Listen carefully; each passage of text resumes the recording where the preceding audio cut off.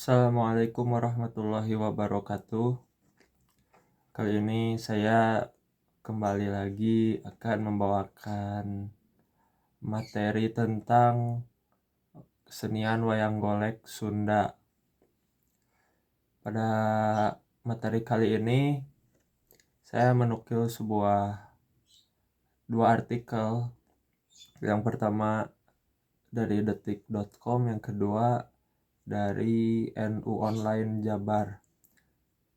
Nah, mungkin kita akan masuk ke pembahasan langsung. Wayang telah menjadi bagian yang tak terpisahkan dari kekayaan seni budaya dan sejak zaman kerajaan. Seiring berjalannya waktu, kesenian ini telah mengukir jejak bersejarah dan membangkitkan nilai-nilai budaya dan warisan bersejarah yang mengukir jejak penting dalam kebudayaan Indonesia selama berabad-abad. Saat ini, wayang juga telah diakui oleh UNESCO sebagai Masterpiece of Oral and Intangible Heritage of Humanity. Wayang memiliki bermacam-macam jenisnya. Di tanah Sunda, khususnya, wayang yang menjadi ciri khas di Jawa Barat adalah wayang golek. Wayang golek, wayang khas Jawa Barat. Wayang golek merupakan seni pertunjukan 3 dimensi berbahan dasar kayu yang diukir menyerupai manusia. Kemudian didandani dengan kain-kain sebagai busana yang membuatnya menjadi lebih menarik. Pertunjukan wayang golek biasanya dimainkan oleh seorang dalang yang diiringi oleh alat musik gamelan. Dalang juga bertugas menceritakan kisah yang terkait dengan lakon yang dimainkan serta menyisipkan petuah atau nasihat kehidupan di dalamnya. Asal-usul wayang golek. Wayang golek pertama kali diperkenalkan oleh Sunan Kudus pada tahun 1583 sebagai sarana untuk menyebarkan ajaran Islam.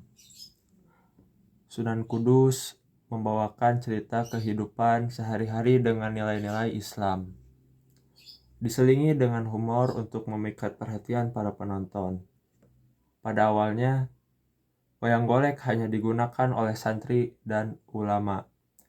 Namun, ketika cicit Sunan Kudus, Panembahan Ratu pada tahun 1640 sampai 1650 memimpin Kesultanan Cirebon seiring dengan dibukanya Jalan Raya Daendels, wayang golek tersebar luas ke seluruh penjuru Jawa Barat. Filosofi dan karakter legendaris dalam wayang golek. Wayang golek menyimpan beragam makna filosofis, baik dari segi pewarnaan, bentuk, maupun dalam pertunjukannya. Wayang golek mengandung makna simbolik di mana watak manusia terdiri atas dua, yaitu watak baik dan buruk. Setiap karakter dalam cerita wayang golek memiliki ciri khas dan sifat unik yang saling melengkapi untuk mengembangkan alur cerita. Berikut adalah beberapa tokoh wayang golek yang penuh dengan ciri khas dan sifat masing-masing. Yang pertama, Cepot. Sosok yang berasal dari kalangan masyarakat kecil dengan wajah yang merah, ia menjadi simbol dari hawa nafsu atau keberanian. Cepot dikenal sebagai tokoh cerdik yang suka berlaga bodoh. Selain dikenal dengan sebutan Cepot, ia juga memiliki sebutan lain, yaitu Sastra Jingga atau Astra Jingga, yang artinya adalah nilai merah. Yang kedua, Semar. Lambang dari akal budi manusia, menjadi penghubung antara alam dan kebudayaan. Ia mengajarkan nilai-nilai penting tentang bagaimana manusia sejati seharusnya menjalani kehidupannya. Ia menjadi contoh tentang bagaimana menjadi pemimpin yang baik dengan sifat-sifat sederhana, jujur, dan tulus. Yang ketiga, Arjuna. tokoh pewayangan terkenal yang digambarkan dengan wajah tampan, tubuh gagah, dan kuat. Ia diceritakan sebagai wayang yang cerdas, sopan, dan bijaksana dengan senjata-senjata pamungkas yang dibawanya. Arjuna digambarkan selalu melindungi yang lemah. Yang keempat, Gatotkaca. Gatotkaca, kesatria berotot, kawat, dan tulang besi, memiliki kekuatan fisik yang luar biasa. Dalam cerita pewayangan, ia dijelaskan sebagai individu yang memiliki kekuatan yang mampu mengalahkan musuh dengan mudah, bahkan memiliki kemampuan terbang. Lakon Gatot mengamanatkan agar manusia dapat selalu menjunjung tinggi nilai-nilai kemanusiaan, memegang teguh dharma, dan meninggalkan angkara murka. Yang kelima, Gareng. Salah satu tokoh pewayangan dari golongan Panakawan ini dikenal sebagai sosok yang dapat menghibur dan membawa tawa dalam cerita. Gareng memiliki ciri khas fisik yang tidak sempurna. Sosok Gareng diartikan sebagai pesan untuk berhati-hati dalam bertindak dan menghormati hak milik orang lain. Di balik 5 karakter legendaris wayang golek, masih ada banyak lagi tokoh-tokoh wayang golek lain dengan filosofi yang tak kalah menarik.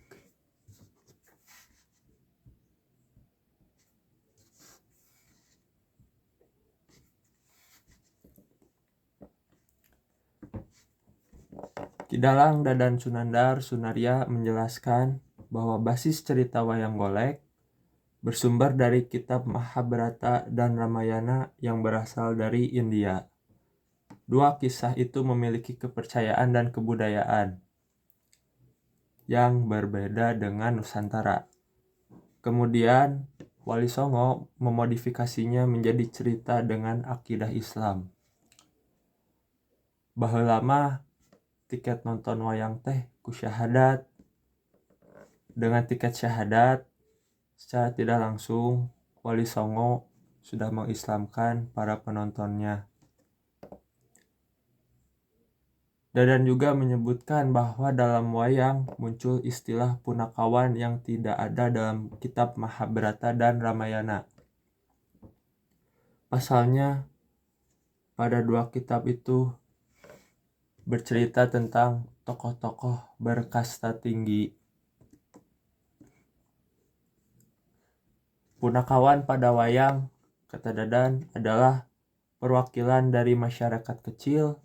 Mereka adalah Semar dan anak-anaknya, Cepot, Dawala, dan Gareng.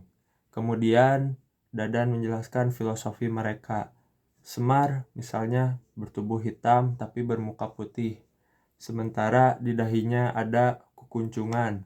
Kemudian tangan kanan mengancungkan jari telunjuk, sisanya terkepal. Sementara tangan kiri yang berjari 5 terbuka lebar. Menurut Dadan, Semar yang putih adalah gambaran hatinya yang bersih. Begitu juga untuk melihat kondisi seseorang, kita bisa melihat mukanya. Seorang dalam keadaan bahagia dan bingung akan tampak dalam wajah. Sementara tubuh Semar yang berwarna hitam adalah simbol tanah yang penyabar dan penerima. Tanah yang diinjak dan bahkan dikencingi manusia, ia menerima saja. Hal itu tergambar dalam sifat Semar yang sering dicaci, dimaki, tapi ia menerimanya dengan hati bersih. Tah, urang ge kitu, dicaci, dimaki, dihina, jiwa mah tetep kudu angger sabab nu nyaci, nu muji tetep datangna ti Allah keneh hakikatna mah. Kumaha posisi jiwa urang dipuji teh rek sombong atanapi ria, dihina teh naha rek pundung, rek sedih, padahal kudu angger posisi mah kudu manteng. Nu mawi Semar aya kukuncungan di tengah, manteng. Istiqomah di tengah-tengah, manteng kanu kagungan. Kemudian Kidalang Dadan menjelaskan tangan Semar selalu dengan jari telunjuk teracung, sementara jari kanan kiri terbuka. Jari telunjuk bermakna zat yang satu, berpegang teguh pada la ilaha illallah, sementara tangan kiri dengan jari terbuka menunjukkan jumlah 5, artinya melaksanakan kewajiban yang 5 waktu, yaitu sholat dalam sehari semalam 17 rakaat. Sementara putra-putra Semar memiliki beberapa versi.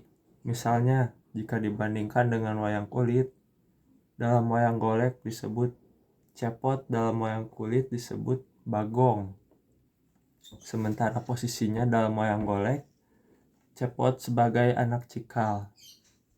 Sementara di dalam wayang kulit bungsu, cepot yang bermuka merah merupakan simbol hawa nafsu atau keberanian, tergantung penafsiran. Bendera Indonesia, misalnya kata Dadan, bersimbol merah putih. Nah, pada bendera bukan nafsu, tapi berani.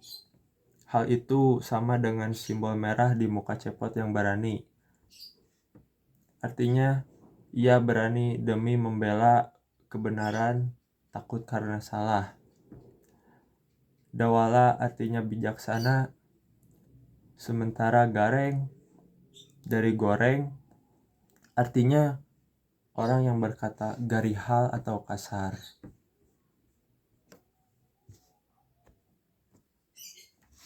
Wayang golek merupakan jenis kesenian yang cukup populer di Tatar Sunda.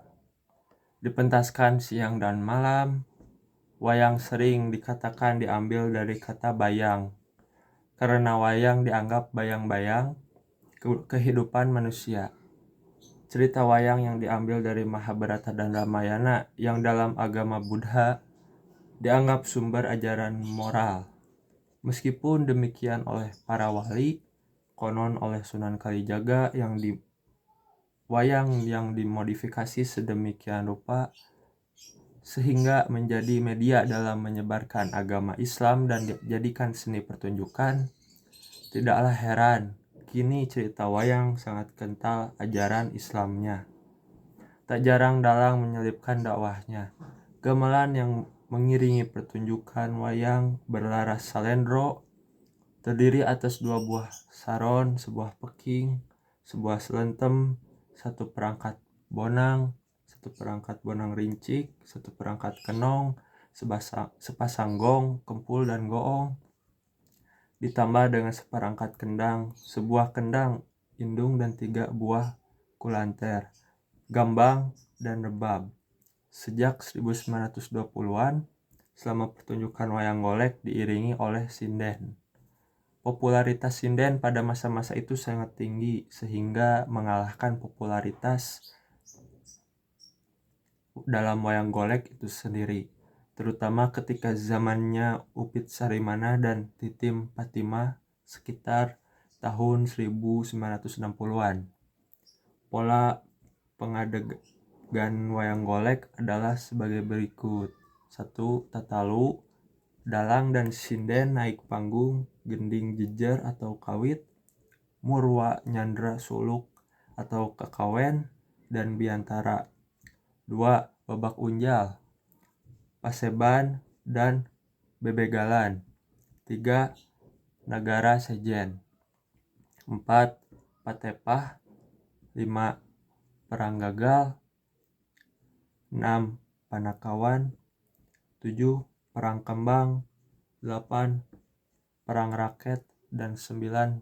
Tutug. Berikut materi tentang seputar wayang golek yang saya kutip dan saya bahas di dalam video ini.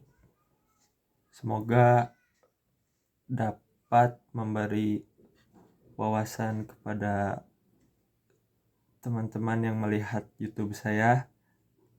Terima kasih atas perhatiannya. Mohon maaf bila masih banyak kurang. Wassalamualaikum warahmatullahi wabarakatuh.